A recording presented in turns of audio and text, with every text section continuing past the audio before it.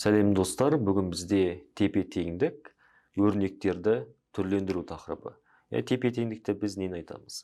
Мысалы үшін бізде қандай өрнектер бар? Өрнектердегі тепе-теңдіктер және тепе-тең түрлендіру деген ол қандай түрлендіру?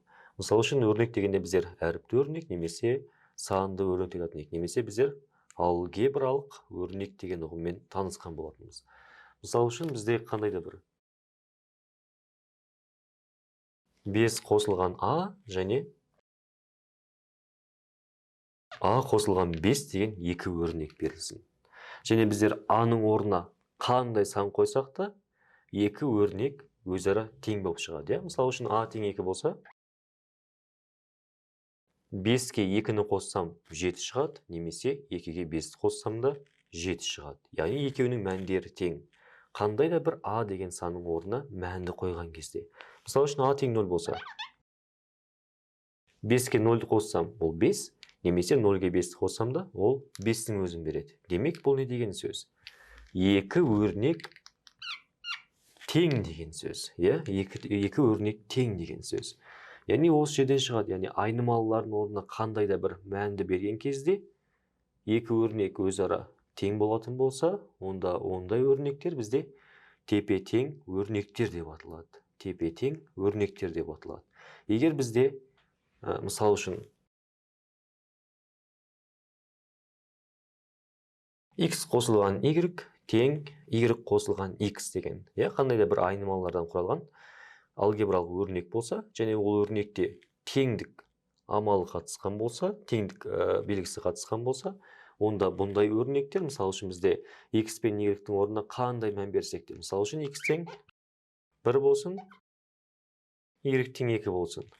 1-ге 2-ні қоссақ 3, 2-ге 1-ді қоссақ, ол да 3-ті береді. Демек, екеуі тең деген сөз. Теңдік орындалады, яғни тура сан шығады, тура сандық мәні шығады. Яғни онда осы секілді айнымалылардың орнына қандай да бір санды қойған кезде, кез келген санды қойған кезде, бізде теңдік дұрыс орындалатын болса, онда бұндай өрнектер бізде тепе-тең өрнектер деп аталады, немесе тепе-теңдіктер деп аталады. Тең деген сөздің өзі шығып тұр, мінекей, себебі теңдік белгісі қатысқан болып тұр. Яғни бұндай өрнектер тепе-тең өрнектер деп аталады, немесе тепе-теңдіктер деп аталады. Енді қарасаңыздар, бұған мысалдар өте көп. Мысал үшін қарайық. Біздер қарапайым математикалық ережені қарастырып көрейікші. Мысал үшін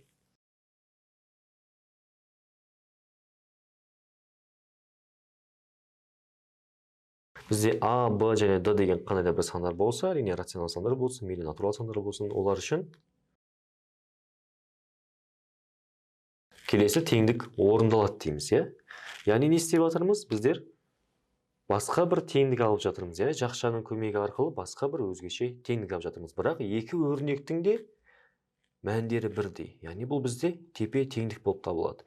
Яғни байқасаңыздар, бізде тең белгісіне қарайтын болсақ, оң жағында өрнектер бар, және сол жағында өрнектер бар, және оң жағында өрнектер бар. Яғни оң жақ және сол жақ өрнектер немесе бөліктер болып табылады, Теңдіктің оң жағы сол жағындағы мәніне тең болса, сол жағында мәні оң жағында мәніне тең болатын болса, немесе онда ондай теңдіктер бізде тепе-тең теңдіктер болып табылады. Әрине бұл бізде көбейтуге байланысты қасиет еді, Көбейтудің жақшаны ауыстырып, кез келген көбейтіндінің орнына ауыстыратын болса, көбейткіштердің бәрі мәні өзгермейді, немесе көбейтуге байланысты терімдік қасиеті орындалады. Оның әріппен жазылу түрі осындай еді. Жақсы, осы секілді мысалға көбейтудің өткенде өткен үлестірімдік қасиеті бар, қосуға немесе азайтуға байланысты. Мысалы үшін қандай бір А және С сандарын Б санына көбейтетін болсақ, А-ны көбейтеміз Б-ға, АБ, оған қосамыз БЦ-ны, Яғни қарасаңыздар, бұл бізде қосуға байланысты көбейтудің үлестірімдік қасиеті. Яғни не алдық? Теңдіктің оң жағынан екінші бір өрнекті алдық. Бірақ осы теңдіктің мәніне тең болатын өрнекті алдық. Басқаша емес, екеуі тең болатын. Теңдік белгісі тұр, Дәл осылай қандай да бір өрнекті басқа бір өрнекке алмастыратын болсақ, немесе түрлендіретін болсақ, онда ол өрнектерді тепе-тең түрлендіру деп аталады. Яғни біз білеміз осындай қасиеттің бар екендігін. Бірақ ол бір өрнек еді, одан бір басқа екінші өрнек алдық. Не істеу арқылы? әртүрлі арифметикалық амалдарды қолдану арқылы немесе қандай да бір қасиеттерді, ережелерді пайдаланып, басқа бір өрнек алсақ, оны тепе тең түрлендіру деп аталады, немесе түрлендірдік деп айтсақ болады. Яғни берілген өрнекті осы түрге келтіріп түрлендірдік. Болмаса мынандай болады, иә? С көбейтілген К азайтылған Д көбейтілген К болсын. Не істейміз? Түрлендіру арқылы біздер ортақ көбейткішті жақшаның сыртына шығарып көрейік. Яғни К көбейтілген С азайтылған Д деп. Яғни қандай да бір өрнектен басқа бір өрнек алдық, бірақ екеуі тең болатындай. Демек, берілген өрнекті тепе тең түрлендірдік деген осы мағынаны береді. Оның қарапайым біздер есептен де көруге болады, болмаса мысал ретінде бір есепті қарастырып көрейік. Мысал үшін қалай алуға болады? Бізде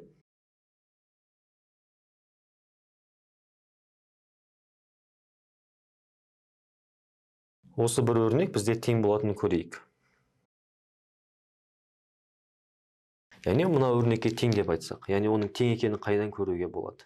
Қайдан білуімізге болады? Мысалға, бұл бізде теңдіктің сол жағында бір өрнек, оң жағында басқа бір өрнек тұр. Бір жағында жақша бар, көбейту бар, екінші жағында қосу қатысқан, қандай да бір айнымалы коэффициентімен қатысқан, Жақсы. Осы екеуін біз тең екенін көрейік. Ол тепе теңдікті тең екенін көруіміз, яғни оны дәлелдеу болып табылады.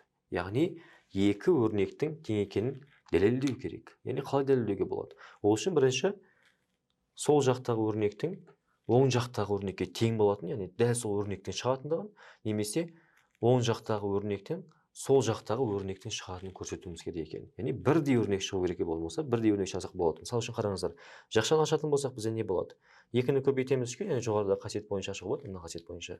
Үйлесімді қасиеті ғой. 3х-ті көбейтеміз екіге, ол бізде қандай болады? Коэффициентін көбейтеміз екіге, сонда 6х болады. Қосамыз, екіге екіні көбейтіп 4 болады, Мінекей, бізде не шықты? Сол жағынан оң жағы шықты. Енді оң жағынан керісінше сол жағын алып көрейік. Оң жағын қалай түрлендіруге болады? Былай түрлендіріп көрейік. Мысалы үшін 6х деген ол 2 көбейтілген 3х. 4 деген 2 көбейтілген 2. Екеуінде де 2 ортақ көбейткіш болып. Ортақ көбейткішті жақшаның сыртына шығаруға болады. Жақша ішінде не қалады? Мұнда 3х қалады. Мұнда 2 қалады. Демек, бұдан шығатын қорытынды қандай? Теңдіктің сол жағынан оң жағын шығардық, мінекей, және оң жағынан түрлендіру арқылы сол жағын шығардық. Демек, екі өрнек тең деген сөз. Осылай дәлелдеуге болады екен. Осымен сабағымыз аяқталды. Сау болыңыздар.